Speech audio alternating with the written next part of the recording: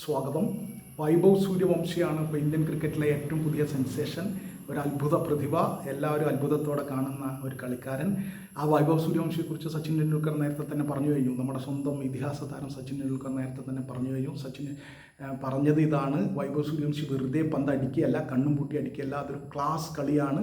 അദ്ദേഹത്തിൻ്റെ ഫ്രണ്ട് ഫുട്ടിലെ കളി അതിഗംഭീരമാണ്, അദ്ദേഹത്തിൻ്റെ ടൈമിംഗ് ഗംഭീരമാണ്. അദ്ദേഹത്തിന് ബൗളർ പന്തെറിയുമ്പോൾ തന്നെ ലൈനും ലെങ്ത്തും കുറച്ച് നേരത്തെ തന്നെ മറ്റു ബാറ്റർമാരെക്കാൾ കൂടുതലായിട്ട് അത് പിക്ക് ചെയ്യാൻ കഴിയുന്നുണ്ട്. അത് പെട്ടെന്ന് മനസ്സിലാക്കിയെടുക്കാൻ കഴിയുന്ന ഒരു പ്ലെയറാണ് അദ്ദേഹം. ക്ലാസ്സാണ് അദ്ദേഹത്തിൻ്റെ കളി എന്നൊക്കെ സച്ചിൻ ടെണ്ടുൽക്കർ പറഞ്ഞു കഴിഞ്ഞതാണ്. അതിന് പുറകെ ഇപ്പോൾ ഗ്രെഗ് ചാപ്പൽ, പഴയ ഓസ്ട്രേലിയൻ ഇതിഹാസം, ഇന്ത്യയുടെ മുൻ കോച്ചായിരുന്നു ഗ്രെഗ് ചാപ്പൽ. അപ്പോൾ ആ ഗ്രെഗ് ചാപ്പൽ പറയുന്നുണ്ട്, ക്രിക്കിൻഫോ എന്ന ക്രിക്കറ്റ് ഇതിൽ വെബ്സൈറ്റിൽ എഴുതിയിട്ടുണ്ട്, വൈഭവ് സൂര്യവംശി അത്ഭുത പ്രതിഭയാണ്, വല്ലാത്തൊരു ഡേഞ്ചറസ് പ്ലെയറാണ്. അദ്ദേഹത്തെക്കുറിച്ച് ആചാലനാവുന്നുണ്ട് ഗ്രെഗ് ചാപ്പൽ പറയുന്നത്. വലിയ ഇതിഹാസ താരങ്ങളായിരുന്ന ഗ്രെയിം പൊള്ളോക്കിനെയും ഗാരി സോബേഴ്സിനെയും, വെസ്റ്റ് ഇൻഡീസിൻ്റെ എക്കാലത്തെയും വലിയ ഓൾറൗണ്ടർ, ലോക ക്രിക്കറ്റിലെ തന്നെ എക്കാലത്തെയും വലിയ ഓൾറൗണ്ടർ ഗാരി സോബേഴ്സുമായിട്ടും നമ്മുടെ സാക്ഷാൽ ബ്രയൻ ലാറ, ആഡം ഗിൽക്രിസ്റ്റ്, ഇങ്ങനെ ഇവരൊക്കെ ആയിട്ട് സാമ്യമുള്ള ഒരു പ്രതിഭയാണ്. അതിഗംഭീര ക്ലാസ് കളി, ടെക്നിക്കലി കറക്റ്റായിട്ടുള്ള കളിയാണ് സൂര്യവംശിയുടേത് എന്നൊക്കെ ഗ്രെഗ് ചാപ്പൽ പറയുന്നുണ്ട്.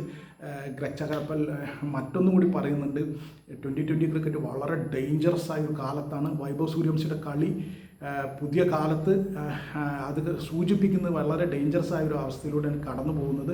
അതിന് കാരണം ഇങ്ങനെ എക്സ്പ്ലോസീവായി കളിക്കുക, അതായത് കഴിഞ്ഞ IPL 776 റണ്ണ് 237.63 സ്ട്രൈക്ക് റേറ്റിലാണ് വൈഭവ് സൂര്യവംശി അടിച്ചത്.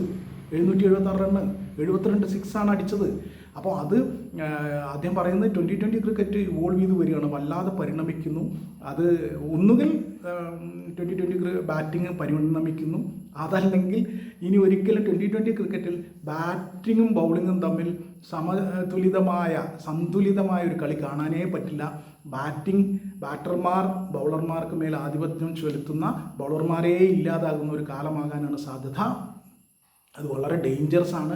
ആ ഡേഞ്ചറസ് ആയിട്ടുള്ള വളരെ അപകടകരമായ ഒരു സിറ്റുവേഷനെ സൂചിപ്പിക്കുന്നതാണ് വൈഭവ് സൂര്യവംശിയുടെ വരവ്. 15 വയസ്സുകാരൻ ഇങ്ങനെയാണ് കളിക്കുന്നതെങ്കിൽ അപ്പോൾ എന്തായിരിക്കും ഭാവിയിലെ ബാറ്റർമാരുടെ കളി എന്നൊക്കെ അദ്ദേഹം പറയുന്നുണ്ട്. അതിന് അദ്ദേഹം ചില 2020 ക്രിക്കറ്റിനെ രക്ഷിക്കാൻ ചില നിർദ്ദേശങ്ങളും വെക്കുന്നുണ്ട്. അതായത് മികച്ച ബൗളർമാർക്ക് വെറും 4 ഓവറേ പന്തെറിയാൻ കഴിയുള്ളൂ, അതുപോലെ ബാറ്റർമാർക്കും ഇത്ര സമയം കളിക്കാൻ പറ്റൂ 2020 എന്ന് കൃത്യമായിട്ട് പറയേണ്ടതുണ്ട്. അതുപോലെ 6 ബാറ്റർമാരിലേക്ക് ചുരുക്കണം.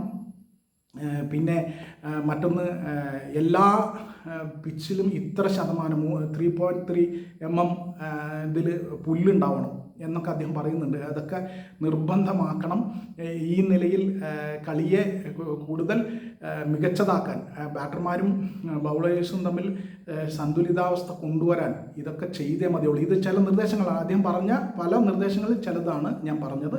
ഇതൊക്കെ ചെയ്താലേ കാര്യമുള്ളൂ. അപ്പോൾ വൈഭവ് സൂര്യവംശിയുടെ പശ്ചാത്തലത്തിലാണ്, വൈഭവ് സൂര്യവംശിയുടെ ഉയർത്തെഴുന്നേൽപ്പിൻ്റെ അല്ലെങ്കിൽ വൈഭവ് സൂര്യവംശിയുടെ വരവിൻ്റെ പശ്ചാത്തലത്തിലാണ് ഗ്രെഗ് ചാപ്പൽ ഇതുകൂടി പറയുന്നത്.